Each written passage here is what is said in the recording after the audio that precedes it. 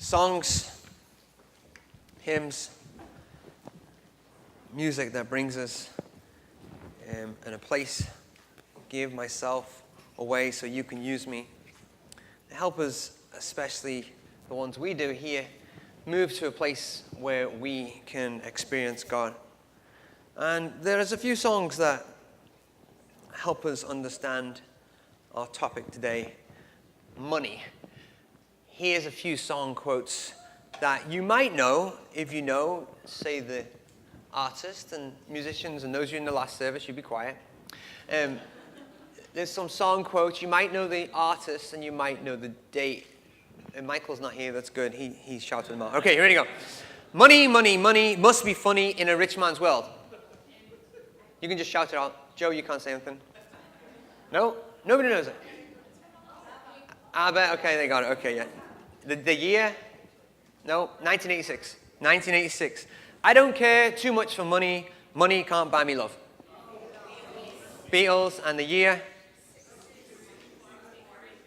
63. That was close. It was 64. Good try. Good try. She works hard for the money, so you better treat her right. Donna Summer. Year? 83. Good job. Good job, Donnie. 83. Good. And there's a load more songs. Yeah, I was going to get Joe to do Pink Floyd's, money. But we don't do it. There are a ton of songs on money, about how we use it, warn us, and they help us to desire money more or not desire more. There's a whole bunch of them.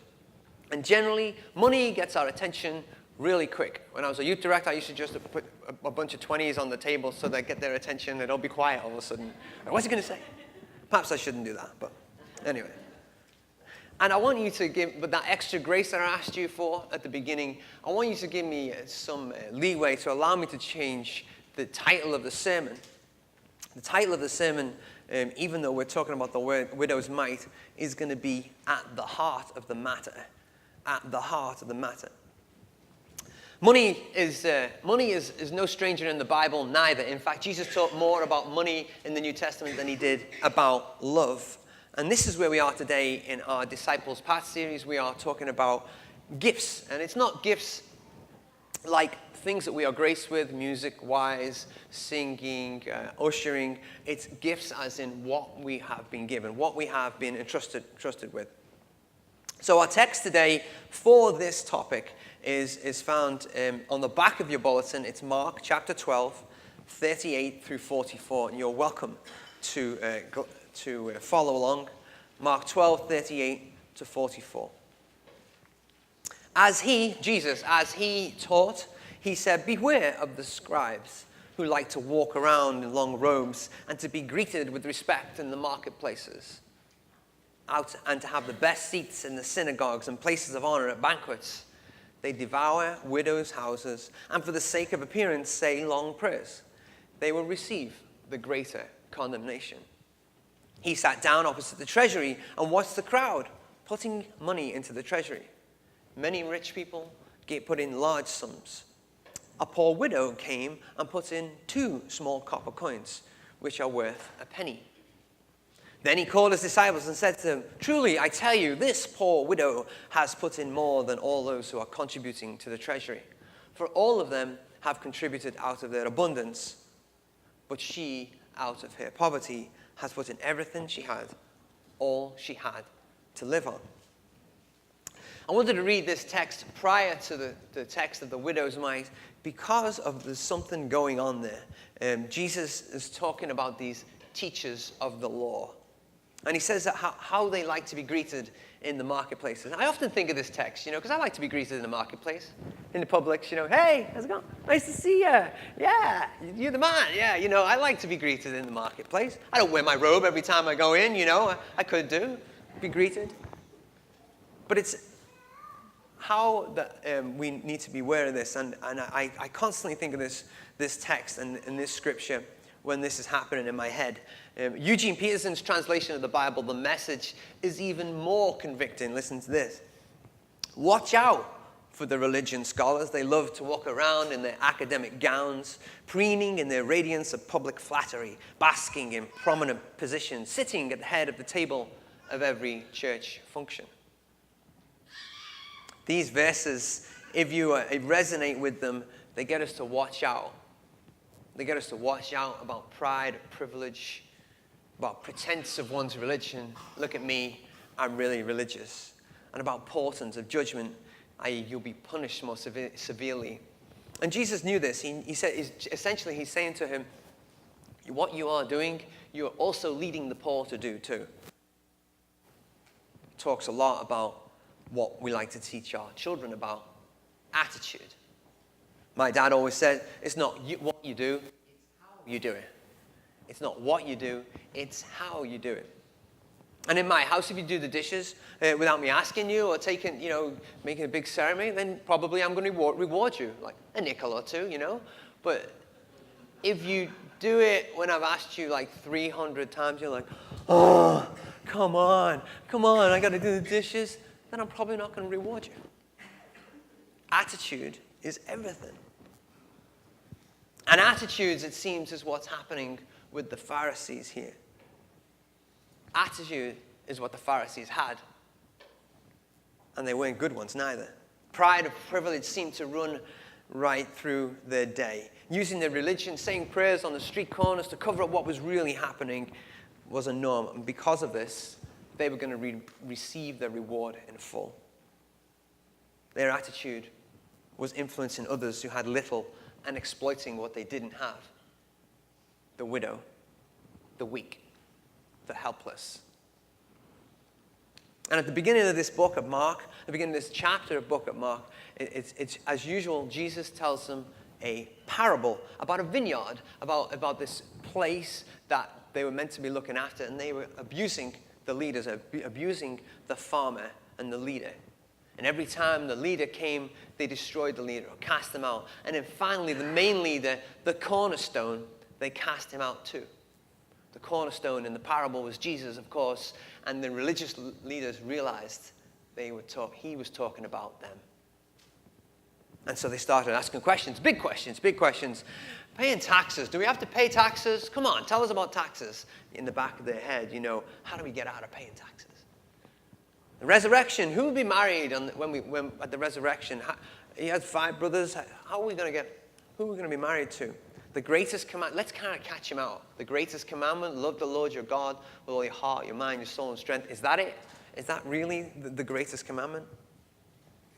And Jesus answers all these questions at the end of this chapter with an observation and a parable. So it's an observation, something that's happening, and he puts in a parable into it. And it gets to the deepest center core of our questions. The guy I was on a ship with had a question about what was at the deepest core. He didn't like religion. He didn't like anybody religious. And he said to me, what's this? Why do you give money to the church? How much do you give to the church? I said, I'm not telling you. Well, how much do you give? You give to the poor and stuff. What do you give? I'm not telling you. Who do you pray to? Well, it's between me and God. He said, I'd been talking to him. We lived in this room about as big as my office. There was 3 beds, 2 foot above each other, and that was my little place where I lived. And privacy was not something that we had, so he asked me for a New Testament. So I gave him a New Testament. His name was Matthew, so I told him to read Matthew. Good. People are paying attention over there. Yeah. So I told him to read Matthew, and then he come down the mess deck one day, the place where we were living. He come down. And he said to me, Keith, I get it. I know why you didn't tell me how much you give. He says, I read this, and I want you guys to think about this as we're going along. Matthew 6. He read 6 chapters. So whenever you give alms, do not sound a trumpet before you. Hypocrites do in the synagogues and in the streets, so that they may be praised by others. Truly, I tell you, they have received their reward in full. But when you give alms, do not let your left hand know what your right hand is doing, so that your alms may be done in secret. And your Father, who sees in secret, will reward you.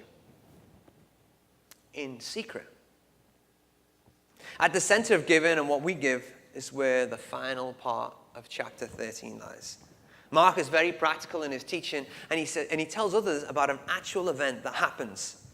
And he alludes to this in the contrast of the widow someone generally, a first century widow is generally associated with someone who is in need.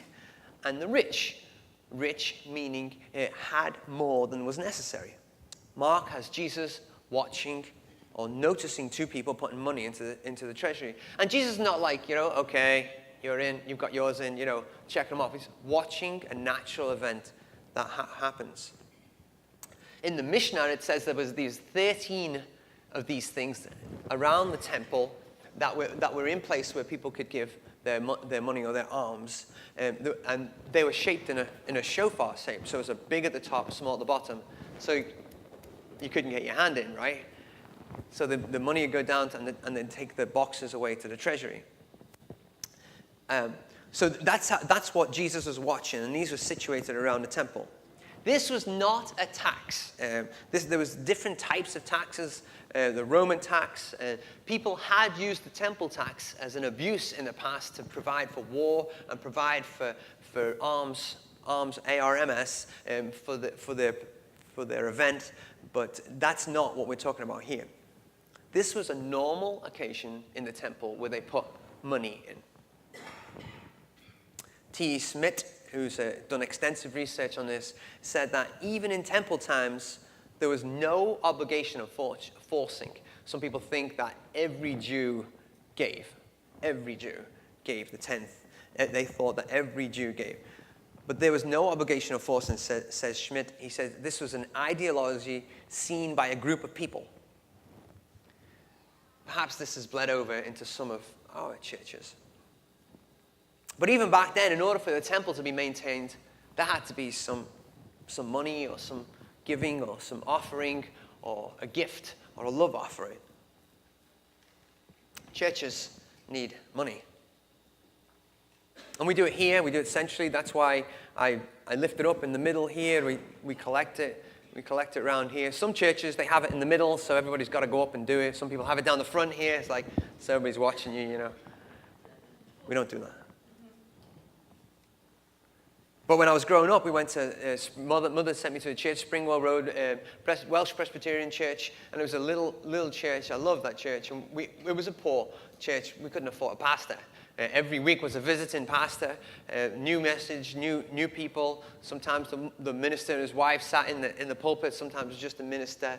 And I'll never forget the way it looked. Never forget everything about that church. We had nothing, but there was children there. We had a boys' brigade, and I loved it. We had the best time. We used to march up and down the street playing the drums, blowing bugles. We had a great time. That church needed money. It had nothing. It had stained glass windows, and after a while we couldn't afford to pay for them, and people were throwing rocks at them, so they put like chain link on the windows, so they couldn't throw rocks at them anymore. Gradually, slowly but surely, the church depleted. Had those benchy type pews.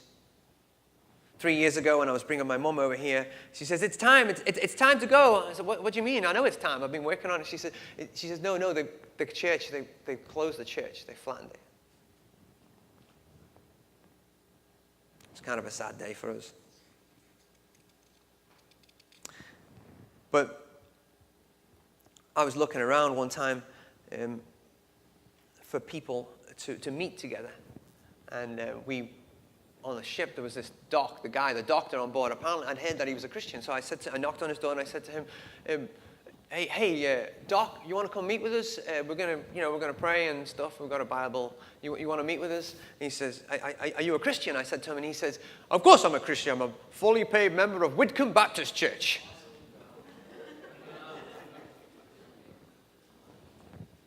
It's not what makes you a member, neither.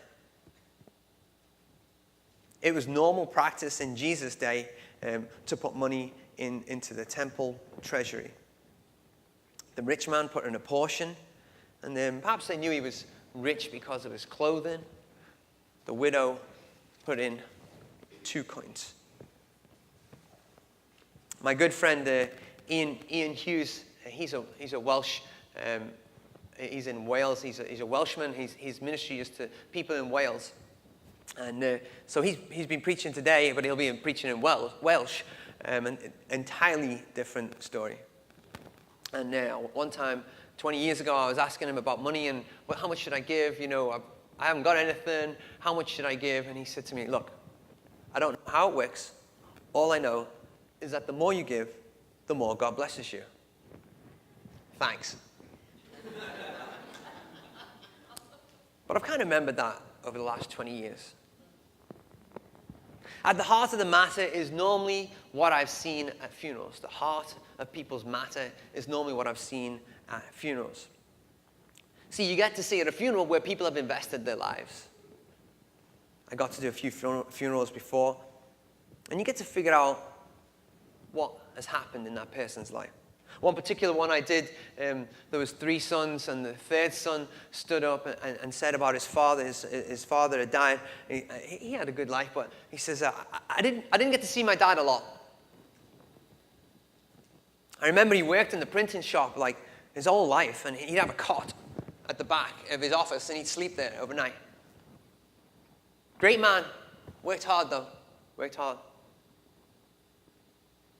Kind of flies in the face of the Daddy Warbucks quote, you know. You don't have to be nice to the people you meet on the way up if you're not planning on coming back down again. On the flip side, my wife and I went to a funeral just recently in St. Petersburg of a friend of ours who attended our wedding 20 years ago. John Lincoln died, and the amount of people at that church that spoke well of him, I can't remember. There was that many. They understood what he'd used his money for. John was well known in this church, in the community, in the place that he'd worked, and he'd invested in people's lives and invested in his family. Some people gave testimony, some people gave story. Most significant was 2 young men who were not church people. They were from a different religious background. And one said, the way John lived, being positive in the community, always being there for his wife and his family, that's the way I want to be. The other one, his best friend, Ankit, said, John showed me about balance. Life, work, and home. He just got out of college. His wife was pregnant. I think that's why Jesus said, do it in secret. Do it while no one is watching, because your Father in heaven knows what you are investing in. He knows what people will remember you for. We often think that, like Mr. Warbucks, we think that life is linear. We start here and we go here. I like to think that life is a cycle. Every now and then, God reminds us what's really important. Each time we get to somewhere, God shows us, this is important. This is important. Every now and then we go to a funeral or something massive happens in our life. This is really important. And having money to give to a church or give to the poor is good, of course. And this is what this passage is saying. And this is what churches want. This is what pastors want, of course. It's the hardest topic to preach on.